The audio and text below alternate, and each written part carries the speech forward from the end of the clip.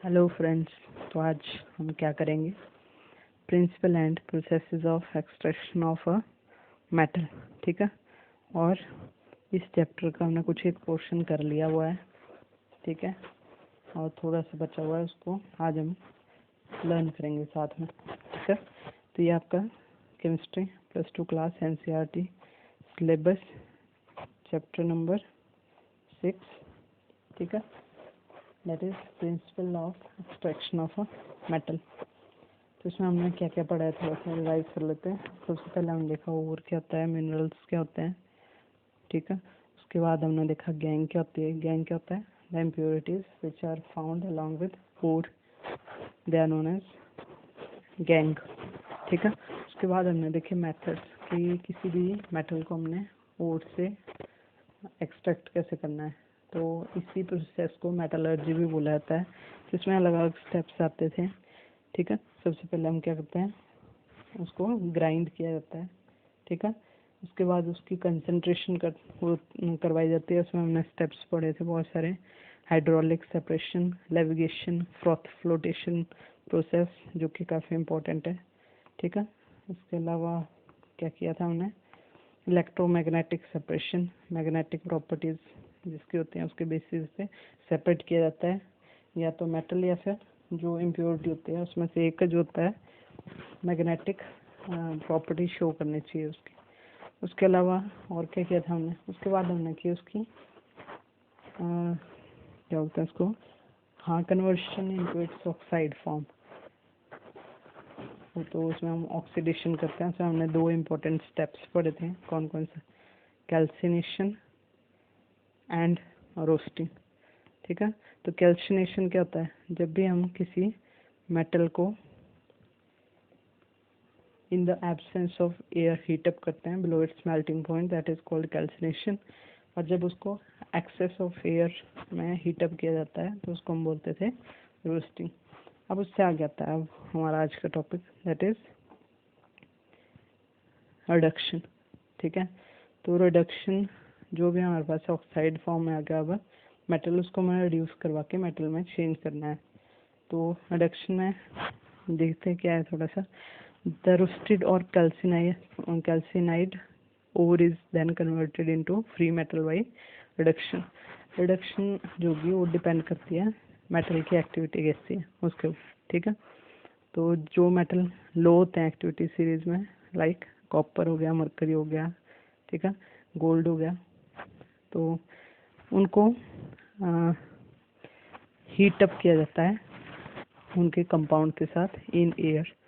फिर उसके बाद जो मिडिल एक्टिविटी वाले होते हैं, लाइक आयरन हो गया, जिंक हो गया, निकल हो गया, टिन हो गया, ठीक है, उनको उनके ऑक्साइड्स के साथ हीटअप किया जाता है विद कार्बन। और जो बहुत ज़्यादा हाई होते हैं एक्टिविटी सीरीज में, लाइक सोडियम, ठीक है, पोटेशियम हो गया, पता है हमें बहुत ज़्यादा रिएक्टिव मेटल होते हैं, calcium, magnesium, these are obtain by electromagnetic reduction method. तो देखते हैं, इसमें सबसे इम्पोर्टेंट आपका जो क्वेश्चन आ जाता है एग्जाम में, स्मेल्टिंग क्या होता है। तो इसमें सिंपल ये रखना याद, देखो ना शॉर्टकट में लिखा हुआ है, reduction with carbon, the process of extracting the metal by the fusion of its oxide और विद कार्बन और कार्बन मोनोऑक्साइड।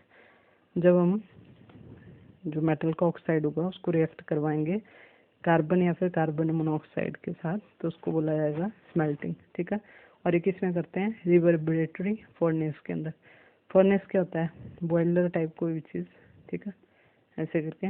और रिवर्बरेटरी का मीनिंग क्या हुआ, इसके रूफ और वॉल्स को हीटअप करके इसके सेंटर में जो भी मटेरियल रखा होगा, ठीक है, उसको रेडिएशन पहुंचाई जाती है, हीटअप किया जाता है उसको।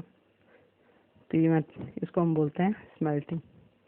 और इसमें स्मेल्टिंग के दौरान एक सब्सटेंस को ऐड करते हैं जिसको बोलते हैं फ्लक्स, जो कि क्या करता है, जो नॉन फ्यूजिबल इम्प्योरिटीज होती हैं, ठीक है, उनको, जिनको हम स्लैग बोलते हैं, उनको रिमूव करने में हेल्पफुल होता है। Next, acidic flux and basic flux. अगर बेसिक इम्प्योरिटीज है तो उसमें एसिडिक फ्लक्स ऐड करेंगे, अगर एसिडिक इम्प्योरिटीज है तो उसमें बेसिक फ्लक्स ऐड करेंगे। ठीक है। Next reduction bye hydrogen, hydrogen के थ्रू भी की जा सकती है। और ये किस केस में होती है? ये होती है आपकी किसके केस में? टंगस्टन के केस में, ठीक है। और इसको वॉल्फ्रैम, W का मतलब वॉल्फ्रैम वर्ड से इसको डिराइव किया हुआ है, वॉल्फ्रैम, वॉल्फ्स फोम मीनिंग था इसका ऑलरेडी, ठीक है पहले। तो वहाँ से इसको मॉलिब्डेनम के केस में भी यूज़ करते हैं हाइड्रोजन का यूज़ करके। एल्यूमिनियम के केस में इसको हम बोलते हैं एल्यूमिनोथर्मिक रिडक्शन और गोल्डस्मिथ थर्माइट प्रोसेस, और इसमें यूज़ करते हैं एल्यूमिनियम पाउडर को। या auto reduction, it is used for reduction of sulphide ore, तो सल्फाइड ओर के केस में इसको यूज़ किया जाता है। नेक्स्ट आ गई मैग्नीशियम के लिए, इसको क्रॉल्स प्रोसेस बोला जाता है। अब यहाँ से आपको एक नंबर का क्वेश्चन आ सकता है, इसमें आपको मेनली ये चीज़ें याद रखनी है, ठीक है। तो क्या है सबसे पहले मेटल, एल्यूमिनियम मेटल ऑकरेंस की किस ओर के साथ मिलता है कंबाइंड फॉर्म में, ठीक है। तो इसका जो ओर है वो है बॉक्साइट, फॉर्मूला याद रखना है आपने, और नेम।